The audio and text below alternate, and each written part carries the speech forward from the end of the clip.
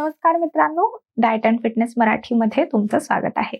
माझं नाव आहे डायटिशियन आकांक्षा आणि आजच्या व्हिडिओमध्ये मी तुम्हाला सांगणार आहे की एंजिओप्लास्टी जी आहे ती झाल्यानंतर कोणत्या प्रकारचा आहार घेतला पाहिजे. तर मित्रांनो, आजकाल आपली जी जीवनशैली आहे ती खूप जास्त बदलत चालली आहे आणि आपण म्हणतो की खूप फास्ट आहे आपली लाईफस्टाईल आत्ताची. आणि त्यामुळे खूप सारे हे जे आजार आहेत, हृदयाचे आजार आहेत, विकार आहेत, ते मोठ्या व्यक्तींबरोबर म्हणजे बुजुर्ग व्यक्तींबरोबरच कमी वयाच्या व्यक्तींमध्ये सुद्धा दिसून येतात. आणि हार्ट अटॅक आहे किंवा बाकीचे जे काही हृदयविकार आहेत, हे सुद्धा ह्यांचं प्रमाण सुद्धा कुठे ना कुठेतरी वाढलं आहे. आणि एंजिओप्लास्टी बद्दल खूप जणांना माहितीच असतं, म्हणजे आजकाल एवढं प्रमाण वाढलेलं आहे की खूप अशी कॉमन अशी सर्जरी होऊन गेली ती. पण एंजिओप्लास्टी नंतर कोणत्या पद्धतीचा आहार घेतला पाहिजे किंवा असे कोणकोणते पदार्थ आहेत जे घेतल्यानंतर एंजिओप्लास्टी नंतर रिकव्हरी म्हणजे खूप लवकर बरं व्हायला ते मदत करेल, हे आजच्या व्हिडिओमध्ये आपण पाहणार आहोत. आपल्या बदलत्या जीवनशैलीबरोबरच जसं मी म्हटलं की कमी वयाच्या व्यक्तींना सुद्धा हे आजार उद्भवून येतात, दिसून येतात. तर त्यामुळेच तुमचं जे खाण्यापिण्याची पद्धती आहे, तुमचं जे खानपान आहे, ते व्यवस्थित होणं गरजेचं आहे. म्हणजे एंजिओप्लास्टी नंतरचा आहार आपण बघणार आहोत, पण त्याचबरोबर आहारामध्ये ह्या वस्तूंचा तुम्ही समावेश केला, ह्या पदार्थांचा समावेश केला, तर हृदयविकाराचे जे धोके आहेत, त्यापासून सुद्धा बचाव करण्यासाठी हे पदार्थ मदत करतील. आणि एंजिओप्लास्टी झाल्यानंतर त्याच्याबद्दलचे जे काही उपचार व्यवस्थित आपले म्हणजे मेडिसिन्स आहेत, तुमच्या गोळ्या आहेत, औषधं आहेत, ती व्यवस्थित नियमित घेणं. डॉक्टरांनी जे तुम्हाला गाईडलाईन्स पाळायला सांगितले आहेत, म्हणजे एंजिओप्लास्टी झाल्यानंतर काही दिवस तर ते आरामच करायला रेकमेंड करतात. तुम्हाला जास्त दगदग करायची नसते. ते व्यवस्थित पाळणं, रोज नियमित चेकअप करणं, जशी तुमची चेकअपची तारखा असतील त्यानुसार चेकअप्सला जाणं किंवा वेळेवर औषधं घेणं, हे सर्व जरुरी आहेच. पण आहारामध्ये हे पदार्थ आहेत जे तुम्हाला मदत करतील एंजिओप्लास्टीमधून लवकर बरं व्हायला. म्हणजे आपण जसं म्हणतो की हार्ट हेल्दी पदार्थ म्हणजे आपल्या हृदयासाठी चांगले असे पदार्थ आहेत हे सगळे. तर चला पाहूया कोणकोणते पदार्थ आजच्या आपल्या लिस्टमध्ये आहेत. सर्वात पहिला पदार्थ जो आहे तो आहे लसूण. तर लसूण ही खूप चांगली असते शरीरातलं कोलेस्टेरॉल नियंत्रित करायला. म्हणजे LDL म्हणजे जे आपलं वाईट कोलेस्ट्रॉल किंवा बॅड कोलेस्ट्रॉल आपण जे म्हणतो त्याचं प्रमाण कमी करायला हे खूप जास्त मदत करते. त्यामुळे लसूण जी आहे त्यामध्ये खूप सारे एन्झाईम्स असे असतात जे तुमच्या शरीराचं कोलेस्ट्रॉल मॅनेज करण्याबरोबरच आपलं जे ब्लड प्रेशर आहे ते नियंत्रित करायला सुद्धा मदत करते. त्यामुळे एंजिओप्लास्टी झाल्यावर खास करून किंवा आधी सुद्धा म्हणजे कधीही तुम्ही येऊ शकता, पण एंजिओप्लास्टी झाल्यावर आपण बोलतोय आज थोडं.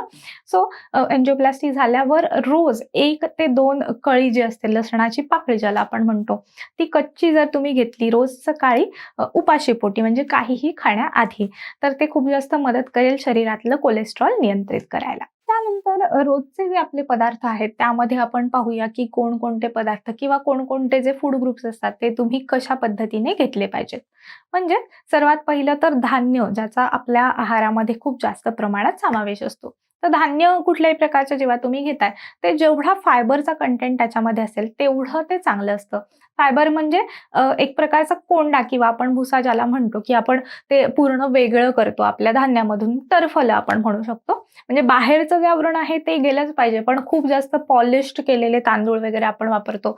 त्यामुळे त्यातला फायबर कंटेंट जो आहे तो कुठे ना कुठेतरी कमी होतोय, निघून जातोय आणि तो आपल्या शरीराला गरजेचा आहे. म्हणजे गहू आहे, ज्वारी आहे, बाजरी आहे, नाचणी आहे, अशा धान्यांचा जास्त करून समावेश असला पाहिजे आहारामध्ये. कारण ते खूप चांगले असतात आपल्या शरीरासाठी. फायबरची मात्रा म्हणजे तंतुमय पदार्थाची मात्रा ह्यामध्ये चांगली असते आणि ते सुद्धा शरीराचं वजन आणि कोलेस्टेरॉल दोन्हीही नियंत्रित ठेवायला मदत करतात. त्याचबरोबर आपल्या पाचनासाठी सुद्धा चांगला असतो. जर पोट साफ न होण्याची म्हणजे कॉन्स्टिपेशन, बद्धकोष्ठ ज्याला म्हणतो, त्याचा प्रॉब्लेम तुम्हाला होत असेल, तर अशा वेळी घेण्यासाठी सुद्धा जी आपली होल ग्रेन्स आपण ज्याला म्हणतो, ते खूपच चांगला पर्याय होऊन जातात आणि कॉन्स्टिपेशन कमी करायला किंवा पाचन आपल्या शरीराचं चांगलं ठेवायला सुद्धा मदत करतात. आपल्या ह्या सर्व ट्रेडिशनल धान्यांबरोबरच ओट्स आहे किंवा दलिया आहे म्हणजे गव्हाची लापशी जी आहे, ती सुद्धा तुम्ही तुमच्या आहारामध्ये नक्कीच घेऊ शकता. कारण ह्यामध्ये सुद्धा फायबरचं प्रमाण चांगलं असतं आणि फायबर जे आहे ते आपल्या शरीराचं कोलेस्टेरॉल नियंत्रित करायला मदत करते. त्यामुळे ओट्स आहे कधी-कधी किंवा कधीतरी तुम्ही दलिया आहे, गव्हाची लापशी आहे, हे पदार्थ सुद्धा नक्कीच घेऊ शकता. पुढचा जो आपला फूड ग्रुप किंवा पदार्थ आहे ते आहे डाळ आणि कडधान्य. तर डाळ आणि कडधान्य हे तुम्हाला माहिती असेल प्रोटीन किंवा प्रथिनांचे खूप चांगले असे स्रोत आहेत. तर आपल्या शरीराला प्रोटीन गरजेचं आहे. कारण बऱ्याच वेळा काय होतं, जेव्हा वजन एक प्रमाणाच्या बाहेर वाढतं, तेव्हा हे सर्व हार्ट अटॅक आहे किंवा हृदयाचे विकार आहेत ते उद्भवतात. त्यामुळे वजन कंट्रोल करणं सुद्धा अँजिओप्लास्टी नंतर बऱ्याच वेळा डॉक्टर सुद्धा आपल्याला रेकमेंड करतात, की वजन कमी करा. तर त्यासाठी हे तुम्हाला मदत करणार आहे वेगवेगळ्या प्रकारच्या डाळी, कडधान्य. खूप जणांचा आहार असा आहे ज्यामध्ये प्रोटीनची मात्रा खूप कमी असते. त्यामुळे ती आपल्याला कुठेतरी भरून काढायची आहे. कारण प्रोटीन आपल्या हृदयासाठी नाही, पण पूर्ण आपल्या शरीरासाठी खूप महत्त्वाचा रोल जो आहे तो निभावतोय.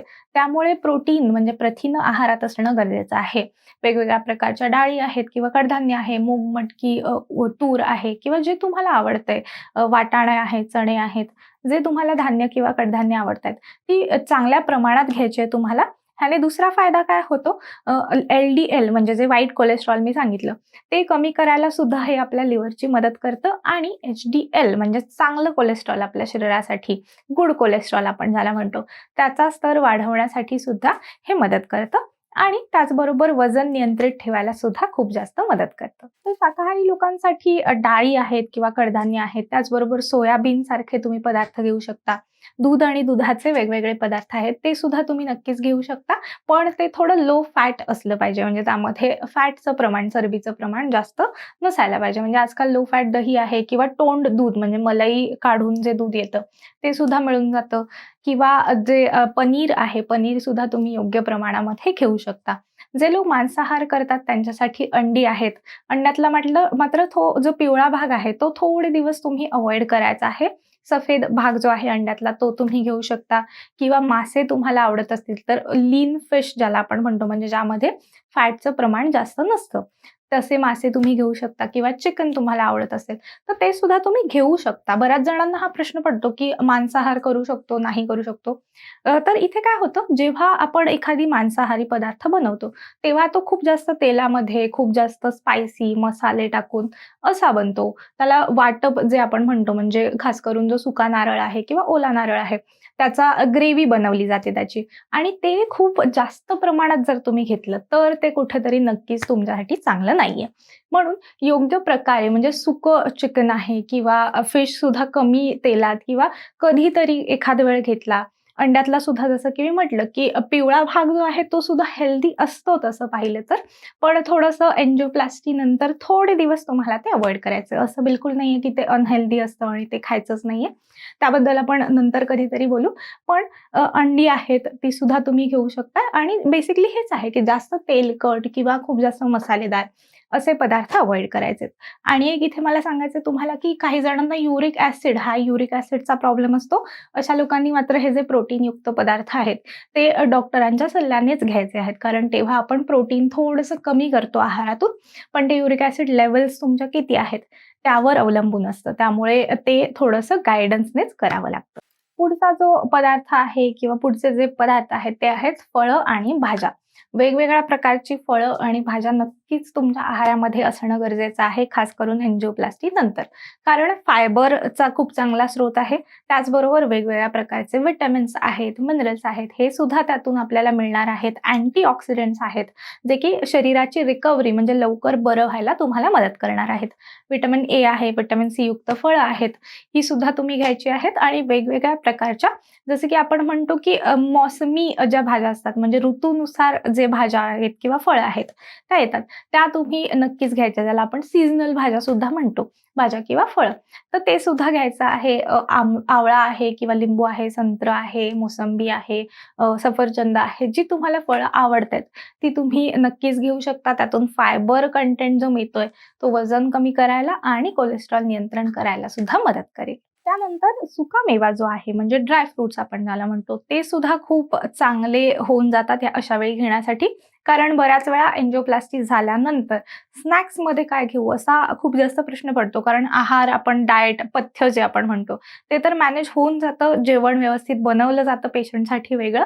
पण जेव्हा स्नॅकिंगचा टाईम येतो म्हणजे संध्याकाळी काहीतरी छोटी भूक जी लागते, तेव्हा काय खाऊ असा प्रश्न पडतो. अशा वेळी घेण्यासाठी एकतर फळं आहेत किंवा थोडे हेल्दी स्नॅकिंग ऑप्शन्स तुम्ही नक्कीच घेऊ शकता. सुकामेवा जसं की आहे, बदाम आहे, अक्रोड आहे. यामध्ये ओमेगा 3चं प्रमाण चांगलं आहे, व्हिटॅमिन ईचं प्रमाण चांगलं आहे हे सगळे हेल्दी फॅट्स आहेत आपल्या शरीरासाठी. म्हणजे कुठे ना कुठेतरी ते आपल्या हृदयावर चांगला इफेक्ट आणून देतात. त्यामुळे मग LDL कमी करणं म्हणजे वाईट कोलेस्ट्रॉल कमी करून HDL वाढवणं, चांगलं कोलेस्ट्रॉल वाढवणं, हे सुद्धा मॅनेज करायचं काम ते करतात. म्हणून वेगवेगळ्या प्रकारचा सुकामेवा सुद्धा तुम्ही तुमच्या स्नॅक्समध्ये घेऊ शकता. पण हा सुकामेवा सुद्धा आजकाल नमकीन किंवा खारवलेले पदार्थ येतात खूप जास्त, तसे नाही घ्यायचे. जे रेग्युलर रॉ फॉर्ममध्ये येतं, नॅचरल कच्चं जे आपण म्हणतो, तसे तुम्ही थोडे भिजवून घेऊ शकता किंवा सुकं जसं आहे तसंच घेऊ शकता आणि ते सुद्धा योग्य प्रमाणात घ्यायचंय. म्हणजे एका वेळी एक मूठ भरून 1 हँडफुल आपण ज्याला म्हणतो किंवा वाटीचं तुम्ही एक प्रमाण ठेवून देऊ शकता ठरवून. एक छोटी जी वाटी असते, एकदम मोठी कटोरी नाही, छोटी वाटी जी असते त्याचं तुम्ही प्रमाण ठेवू शकता किंवा नंबर्सवरती सुद्धा ठेवू शकता, की एका वेळी 3 बदाम आणि एका वेळी 2 अक्रोड किंवा असं तुम्ही ठरवून ठेवू शकता, जेणेकरून जास्त ते घेतलं जाणार नाही. तर मित्रांनो, तुम्हाला हा व्हिडिओ आवडला असेल तर व्हिडिओला लाईक करायला विसरू नका, चॅनलला सबस्क्राईब करायला बिलकुल विसरू नका आणि तुमच्या फ्रेंड्ससोबत, तुमच्या फॅमिलीसोबत हा व्हिडिओ शेअर सुद्धा नक्की करा. भेटूया पुढच्या व्हिडिओमध्ये. Good bye, take care.